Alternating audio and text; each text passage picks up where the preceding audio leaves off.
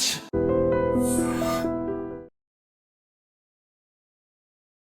నమస్తే, welcome to healthy conversations with IT media. So ఈరోజు మనం ఉన్నాము ప్రముఖ న్యూరో సర్జన్ రంగనాథం గారితో. మరి బ్రెయిన్ ఈటింగ్ అమీబా ఈ విషయాన్ని మీరు ఎప్పుడైనా విన్నారా? కేరళలో చాలా ఎక్కువగా వచ్చే ఈ బ్రెయిన్ ఈటింగ్ అమీబా డిసీజ్ గురించి ఈరోజు మాట్లాడదాము. కొన్ని ఇయర్స్తో కంపేర్ చేస్తే ఇయర్స్ ఇంకా ఈ పేషెంట్స్ సంఖ్య పెరిగే అవకాశం ఉంటుంది అని చెప్పి వైద్యులు చెప్తున్నారు. అసలు ఏంటి బ్రెయిన్ ఈటింగ్ అమీబా అంటే ఏంటి, దాని గురించి తెలుసుకుందాం. నమస్తే సార్. నమస్తే. అంటే కొంచెం అర్థమైంది ఏంటంటే brain eating amoeba, something happened in brain with that amoeba, ఏదో జరుగుతోంది అని చెప్పి.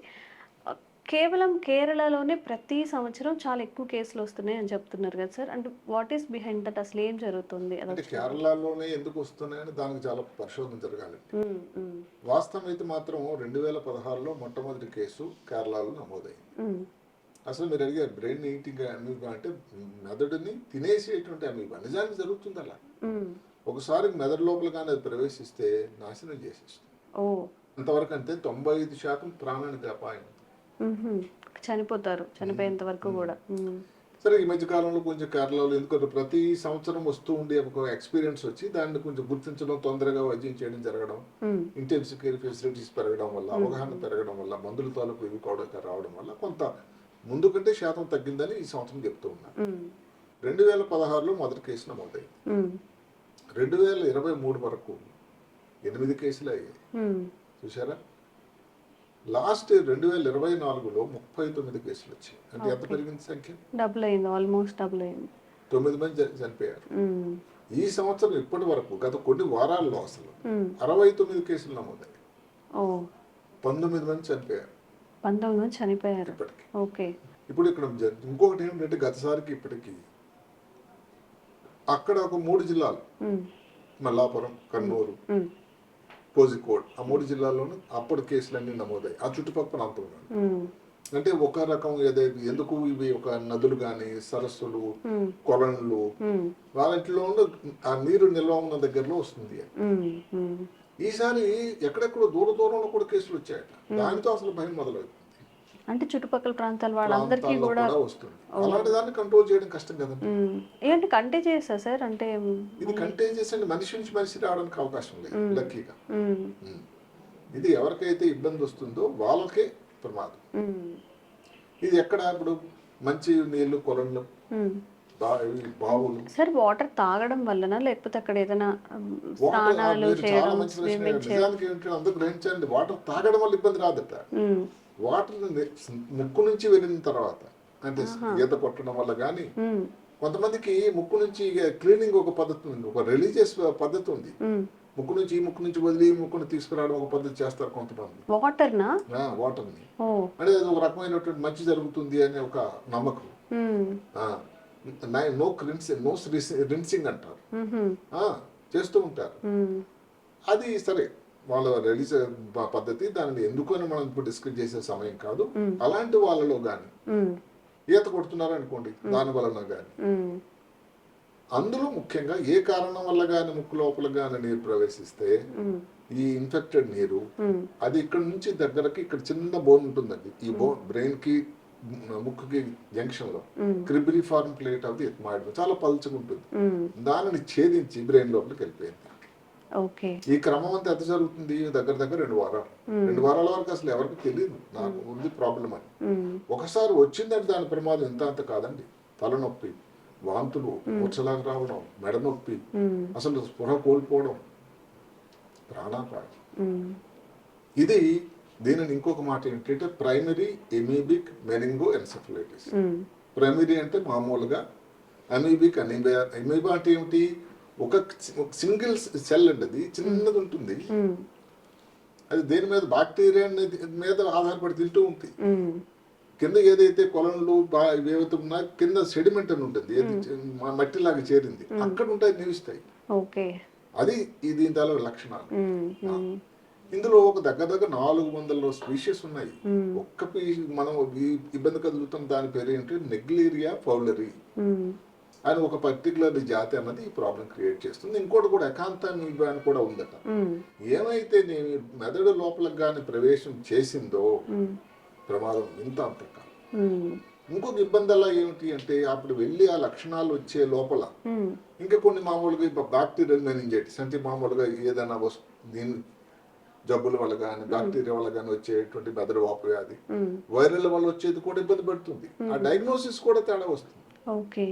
ఇంకోటి మీరు కేరళలో ఎందుకన్నారు, ఇప్పుడు ప్రపంచం అంతా కూడా అమెరికా, భారతదేశం, పాకిస్తాన్, ఆస్ట్రేలియా దేశాల్లో ఇది ఇంతవరకు నమోదైంది. మ్మ్.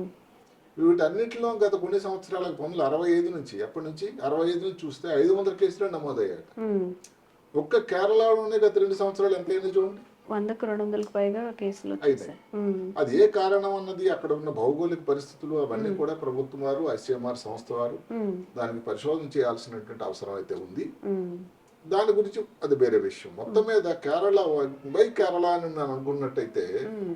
అక్కడ ఉండేటువంటి వాటర్ లాగింగ్ కానీ వర్షకాలంలో చాలా విపరీతమైన వర్షం, వేడి చాలా ఎక్కువ ఉంటుంది. మ్మ్. అదే కాకుండా ఈ క్లైమేట్ చేంజ్ అయిపోయిందండి. ఇప్పుడు పాతకాలంలో ఏంటంటే వర్షకాలంలో వర్షం జరిగేది, శీతకాలంలో శీతకాలం. ఇప్పుడు ఎక్కడ నుండి వర్షకాలంలో ఎప్పటి నుంచి ఇంక వర్షాలు హైదరాబాద్ పడుతూనే ఉన్నాయి. అవును.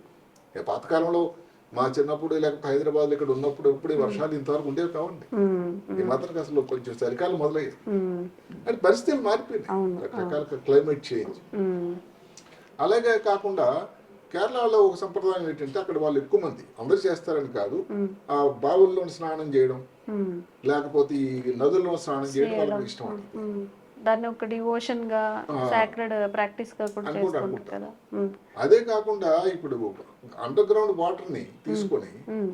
ఎంతమంది అక్కడ ఉంటుంది తెలుసా, దగ్గర దగ్గర 5.5 మిలియన్లు ఇవి ఉన్నాయటండి, ఏవి నూతులు. ఓహో. వన్ ఆఫ్ ది హైయెస్ట్ ఆ. ఆ జనాభాకి. అంటే ఎక్కడంటే అక్కడ బావులు తవ్వేసుకుంటున్నారు సార్. మ్మ్. సో అన్ని ఉన్నాయి. అంటే నీతుల్లో దాంట్లో ఇక్కడ క్లోరినేషన్ కానీ ఇవి కానీ ఇవన్నీ చేయడం అసాధ్యం మ్మ్. లేదు. లేదు. మ్మ్. అందువలన ఇప్పుడు ఎక్కడైతే ఇన్ఫెక్టెడ్ ఏరియా కాకుండా చుట్టుపక్కల వాళ్ళు కూడా శుభ్రంగా ఉండాలి, లేకపోతే ఇది అక్కడ పాకే అవకాశం ఉంది. మ్మ్. సో ఒకసారి ప్రమాదం వచ్చింది అనుకోండి, దాని డయాగ్నోసిస్ ఎలా, లక్షణాలు ముఖ్యం. మ్మ్. అంటే ఆ ప్రాంతంలో వచ్చి కేరళలో వచ్చి లక్షణాలు అన్ని కలిస్తే మ్మ్. లేట్ అయిందంటే మళ్ళీ ఇంకా పుణ్యకాలం కాస్త అయిపోతుంది. అవును, ప్రాణాలకి ప్రమాదం. ఇదేనేమో దానికి అర్జెంట్ గా ఎంఆర్ఐలు అని చేయించి ఫస్ట్ లక్షణాలన్నీ సేకరించి ఎప్పటి నుంచి మొదలైంది, ఈ మధ్య స్నానంకి వెళ్ళాడా, మ్మ్. ఈ మధ్యలో కానీ ఈత కొట్టాడా, మ్మ్. ఈత కొట్టి ఇలా జ్వరం వచ్చింది అని అంటే అసలు డయాగ్నోస్ క్లియర్ అండి ఓ. ఓకే. ఆ రాష్ట్రంలో. మ్మ్. ఇది అదే అయి ఉండదు. అప్పుడు వెనులోంచి నీరు తీయటం, సిఎస్ఎఫ్ అంటాం, సెరిబ్రో స్పైనల్ ఫ్లూయిడ్, దానికి టెస్ట్ పంపించడం. మ్మ్. అందులో కూడా ఇంకా రకాలు ఉన్నాయి, పిసిఆర్ అని ఆ. అలాగే ఐహెచ్సి అని. మ్మ్. పిసిఆర్ అంటే పొలిమరేజ్ చైన్ రియాక్షన్ అని, అంటే దానిలో ఉండేటువంటి జెనెటిక్ మోడిఫికేషన్ దాని తాలూకు ఎలా ఉంటుంది అంటే చెప్పేది. మ్మ్. అలాగే ఇమ్యూనోహిస్టోకెమిస్ట్రీ అని దాని యాంటీజెన్ నిర్ధారణ చేసేది, మ్మ్. కల్చర్స్ ఇలాంటివన్నీ ఉన్నాయి. ఓకే. ఈ రోజుల్లో కూడా దీనికి ఈ మందు ఇస్తే 100% తగ్గిపోతుంది అని లేదు. ఈ రోజు కూడా మ్మ్.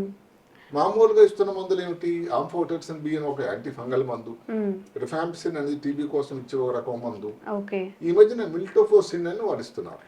అంటే లైక్ ఎలా అయితే హెచ్ఐవికి అది రూపాంతరం చెందుతుందో అలా ఒక పర్టికులర్ టాబ్లెట్ కనపడడం కుదరలేదు, అమీబా ప్రస్తుతానికి ఇంకా దానికి ఎందుకంటే ఇప్పుడు ఒక్క ప్రాంతంలోనే ఉంది, పెద్ద డిసీజ్ వచ్చిన కేసులు కూడా ఏదో కోవిడ్ లా కాదు కదండి. కోవిడ్ లో అది ప్రపంచం అంతా మహమ్మారి అయింది, అందువల్ల అక్కడ తొందరగా చేయాల్సి వచ్చింది. ఇప్పుడు కూడా ఇంక చేయాల్సిన అవసరం వచ్చింది, ఎందుకంటే ప్రతి సంవత్సరం రెగ్యులర్ ఫీచర్ అయిపోయింది కేరళలో. సీజన్ ఉందా సార్, పర్టికులర్ సీజన్? ఈ వేసవి ఈ వాటర్స్ ఏదైతే వర్షాకాలంలోనే ఎక్కువ వస్తాయి. ఓకే. నాటికి సెప్టెంబర్లో మొదలైంది, అంతకుముందు కూడా సెప్టెంబర్లో మొదలైంది.